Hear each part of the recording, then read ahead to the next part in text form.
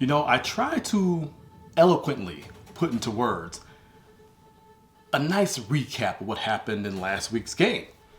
But sometimes there just are no eloquent words for what happened. This being one of those cases. The Jets came into Lambeau and handed the Packers their ass. They dog walked them. They curb stomped them. Whatever nice superlative you want to put with an absolute beatdown is exactly what happened. So, they took the L. We took the L. And for the first time in Matt LaFleur's tenure as head coach of the Green Bay Packers, they've lost 2 straight. And for the first time in quick toss history, I'm under 500. So let's move on to week 7 action against the Washington Commanders. And the Commanders are really a mirror of what the Jets were last week. Now, I'm not saying by any means they're on the same level. The Jets have far better execution, and congratulations to them because they came in and absolutely dominated the Packers. But when you look at what they have, you talk about a scrappy quarterback. They won't be facing Carson Wentz because he has a fractured finger. They'll be facing Taylor Heineke, who the Packers have faced before. He's able to make plays with his legs. He's able to make plays with his arms. He's a scrappy dude. He could go out there and get the job done. And if you sleep, well, he could dominate you, much like the Jets did. But I digress. They have a talented running back core led by Antonio Gibson. They have a talented wide receiver core led by Terry McLaurin. And then a defensive front that could be an absolute nightmare. Even Matt LaFleur has said as such.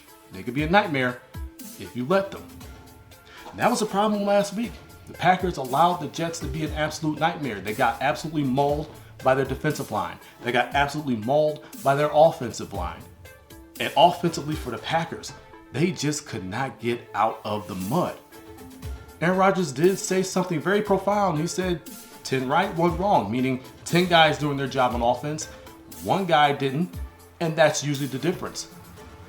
The word of the week is execution, which means everyone must execute offensively, defensively, special teams. You have to decide where you want to go and what you want to be this season. You're 3-3. You have all the talent in the world and you should be far better than a 500 ball club. Now's the time to make that decision. Where do you want to go this season? What do you want to do? What are your goals and aspirations? And are you willing to put the work in to actually execute? And that goes from coaches, coordinators, and players. With that being said, who wins? Who prevails? Week 7 in Washington. Packers, Commanders, Sunday morning or afternoon?